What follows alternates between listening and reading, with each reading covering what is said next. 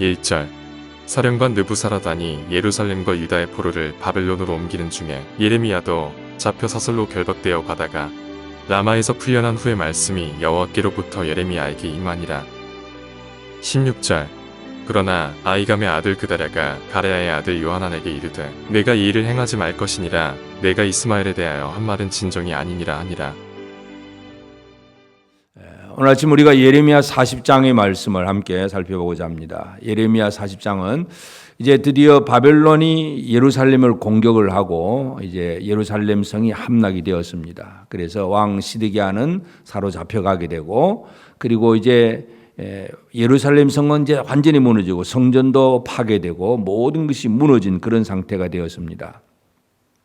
그러면 이제 그런 상태가 되었을 때에 물론 이제 많은 사람들을 포로로 지금 잡아가고는 있지만 그래도 곳곳에는 유다 땅 곳곳에는 아주 그동안 아주 가난하게 숨어 살던 빈민들이 좀 남아 있습니다. 그래서 이 바벨론의 정책은 이 그다랴라고 하는 이 한 사람을 이 유다 땅을 다스리게 하고, 그래서 그 빈민들 그들을 잘 다스려서 그 땅에서 이제 뭔가 농사를 짓거나 어떤 일을 해서 바벨론에게 공물을 바치도록 그렇게 이제 조치를 하고 많은 사람들을 포로로 잡아갑니다. 그래서 이제 바벨론으로 포로로 잡혀가는 사람들과 또 잡혀가지 아니하고 그 땅에 남아 있는 사람들 두 부류로 이제 나누어지는 것을 보게 됩니다. 이제 우리가 가만히 보면 포로로 잡혀간 사람이 불행한가, 아니면 그 땅에 남아 있는 사람은 다행스러운 일인가, 우리 스스로 한번 그렇게 살펴볼 수도 있습니다. 그래서 우리가 당장에 포로로 끌려가지 않으면 이건 진짜 나는 살아남았구나 하고 다행으로 여길 수도 있겠지만, 그러나 이 결과적인 면에서 본다면 하나님의 그 역사 속에서 본다면 유다 땅에 남아있는 이 사람들은 결국은 다 멸절이 되어버립니다. 애굽으로 내려가서 멸절이 되어버리고 바벨론으로 사로잡혀 갔던 사람들이 이제 하나님의 정하신 때가 되어서 70년 후에 돌아와서 예루살렘을 다시 재건하는 그 일을 맡게 됩니다. 그러니까 지금 당장에 포로로 잡혀가는 것은 참 고통스럽고 억울하고 힘든 것 같아도 그곳에 하나님의 뜻이 있느냐, 아니면 이 살아남은 유다 땅에 그냥 모여있는 이 사람들이 다행스러운 사람인가, 우리는 눈앞에 보이는 것 가지고 판단하는 것이 아니라 하나님께서 어떤 일을 이루시는가를 분명히 이해하는 것이 중요합니다. 지금도 우리는 늘 그런 생각을 합니다. 당장에 어떤 사고가 없고 사건이 터지지 않고 그럼 다행스럽다고 생각을 합니다. 또 어떤 어려운 일을 만나면 그건 참 너무 불행하다고 생각을 합니다. 그래서 사람들은 눈앞의 현상을 가지고 다행이다, 불행이다 이런 얘기를 많이 하지만 하나님의 뜻이 무엇인가를 깨닫는 것, 이것이 중요합니다. 그래서 이제 40장부터는 유다 땅에 남아있는 자들에 대한 이야기인데, 이제 포로로 잡혀가면서 처음에 예루살렘이 무너지고 모든 사람들이 다 사로잡혀 갑니다. 그리고 이제 라마라고 하는 곳에 이제 이르게 됩니다. 이 라마라고 하는 지역은 이제 전국 각지에서 포로로 잡아온 사람들을 다 직결시켜 가지고 여기서 이제 뭔가 인원 점검도 하고 뭔가 준비해서 바벨론으로 출발하는 그러한 이 장소가 바로 라마입니다. 이 라마라고 하는 것은 결국은 슬픔의 장소입니다.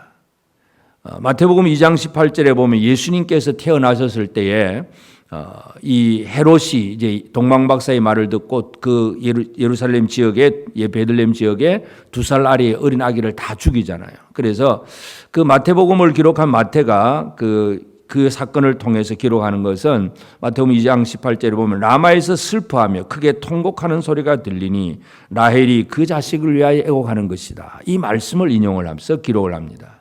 라마에서 라헬이 통곡을 해요. 라헬의 통곡은 뭐냐면 이스라엘의 멸망에 대한 통곡입니다. 이스라엘 자녀들이 죽는 것에 대한 어머니의 통곡. 라헬은 이스라엘의 어머니로 불려지고 지금도 그렇게 불려지고 있는데, 그래서 이 어머니의 통곡이 이루어지는 것이 바로 라마입니다. 그러니까 예레미야는 지금 일단 예루살렘에서는 누구 할 것 없이 군사들이 다 사로잡아 가니까 나는 예레미야입니다 하고 그렇게 자기를 내세울 수 있는 것도 아니고 그냥 다 사로잡혀 갑니다. 라마에 가서 이제 이름도 말하고 뭔가 이제 그 포로로 잡아가는 사람들의 뭐 명단도 얘기하고 뭔가 이제 다 정리해서 출발하려고 할 때에 바벨론의 그 사령관 느부사라단이 예레미야를 알아보게 됩니다. 그러니까 지금 물론 사령관이 개인적으로 아는 관계는 아니지만 이렇게 포로들을 조사하는 과정 속에서 이 사람이 예레미야구나 알게 됩니다. 예레미야에 대해서는 말은 이미 들었습니다. 예레미야 선지자는 이 시드기야 왕과 그 사람들에게 바벨론에 항복하면 우리가 살고 그렇지 않으면 죽는다. 이걸 계속 예언해 왔기 때문에 바벨론 사람들의 입장에서 본다면 이 예레미야가 그래도 자기 편으로 생각을 하게 되고 그래도 자기에게 우호적인 그런 사람으로 인정을 했기 때문에 이 느부사라단이 예레미야를 알게 되고 이 라마에서 예레미야를 풀어줍니다. 그러면서 마음대로 가라. 자유롭게 주니까 마음대로 가라. 어디를 가든지 바벨론으로 같이 가자 해도 좋고 아니면 여기 남아도 좋고 마음대로 자유를 줍니다. 그래서 예레미야는 이곳으로 가든 저곳으로 가든 선택권을 가진 자유를 얻은 사람이 되었는데 그러나 예레미야는 결국 유다 땅에 남아있는 이 백성들과 함께 하려고 이 그다랴에게로 가게 됩니다. 그러니까 바벨론의 왕 그 느부사라단은 사령관의 느부사라단은 바로 그다랴라고 하는 한 사람을 세워서 그 땅에 남아있는 유다 빈민들을 다스리게 하는 총독으로 한 사람을 세워두고 예레미야를 또 남겨두고 그리고 그 가장 가난하고 빈민들을 남겨두어서 이들은 이제 아무런 힘이 없습니다. 정치적인 힘도 없고 군사력도 없고 아무런 힘도 없습니다. 그냥 바벨론의 종으로서 살 수밖에 없는 그런 처지. 네, 뭐 포로는 되지 않았지만 그래도 그냥 자기 고향에서 또 이렇게 잘 사는 것이 아니라 바벨론을 섬기는 그런 일을 해야 되는 그런 처지입니다. 하여튼 이 바벨론이 은혜를 베풀어서 남겨두는 사람인가 아니면 우리는 하나님께서 70년 이후를 바라보며 남겨두는 사람인가? 그러니까 포로로 잡혀간 사람은 하나님께서 70년 이후를 바라보면서 예루살렘을 재건하기 위해서 데리고 간 사람이 끌려가게 하신 사람은 바로 포로들입니다. 이 땅에 남아있는 자들, 유다 땅에 남아있는 자들은 이런 하나님의 그 예루살렘 재건에 대한 그러한 섭리에는 쓰임을 받지를 못합니다. 그러나 예레미야는 하나님의 말씀을 전함으로써 결국은 자기 동족들에게 남아있는 이 사람들에게 끝까지 하나님의 말씀을 전하고자 하는 사명감을 가지고 이들과 함께하는 그런 생활을 살게 됩니다. 그래서 이제 그다라는 이미 이제 예루살렘은 다 파괴가 되었고 미스바에서 이들을 모아가지고 그들을 모아서 이제 뭔가 이제 새로운 삶을 시작을 합니다. 그렇게 이제 그다라를 중심으로 해서 이제 사람들이 모이게 되니까 그동안 막 이리저리 도망가고 뿔뿔이 흩어졌던 사람들 중에 또 이 암몬 지역에 있던 암몬 왕 바알리스가 또 이 바알리스에게 같이 갔던 이스마엘이라고 하는 사람이 있었고 또 여기 보면 또 요하난이라고 하는 사람도 등장을 합니다. 그러니까 요하난이라는 사람은 이제 그다라에게 와가지고 그다라를 도와서 그래도 이 유다 땅에 남아있는 사람들을 좀 잘 지켜보려고 애를 쓰는 그런 사람이고 그런데 이제 이스마엘 이 가레아 애들 그 요하난이고 그리고 그다음에 이스마엘은 암몬 자손 왕 바알리스와 함께 이 바벨론에 대해서 이제 항거했던 사람들인데 이들의 입장에서 보면 쉽게 말해서 독립군입니다. 이들은 바벨론에 대해서 항거를 하고 반항을 하고 그냥 투정을 했던 사람인데 이 그다라는 친바벨론 정책을 쓰잖아요. 그러니까 자기들의 마음에는 변절자가 되고 배신자가 되는 거고 그래서 이스마엘이 그다라를 죽일 생각을 하고 이제 들어옵니다. 그 사실을 알고 요하난이 그다라에게 얘기를 합니다. 이 이스마엘을 우리가 빨리 처리를 안 하면 당신이 죽습니다. 이제 그런 얘기를 하는데 그다라는 그 말을 믿지를 않습니다. 여기서부터 사건이 시작이 됩니다. 그래서 오늘 우리는 이제 계속해서 이 유다 땅에 남아있는 이 사람들의 이야기를 우리가 보면서 참 이 포로로 가지 아니하고 살아남았다고 하는 이것이 다행스러운 일인가? 결코 그렇지 않다는 얘기를 우리는 보게 됩니다. 그러므로 오늘 우리가 하루하루를 살아가면서 눈앞에 보이는 문제를 가지고 이게 다행이다, 불행이다 이런 걸 가지고 아주 근시안적인 판단을 하고 그렇게 산다는 것은 아직도 하나님의 뜻을 잘 모르는 일입니다. 그래서 우리는 하나님의 뜻이 무엇인가를 정확하게 이해를 할 필요가 있습니다. 물론 이제 세상의 사람들도 이제 그런 세옹지마라는 말도 있잖아요.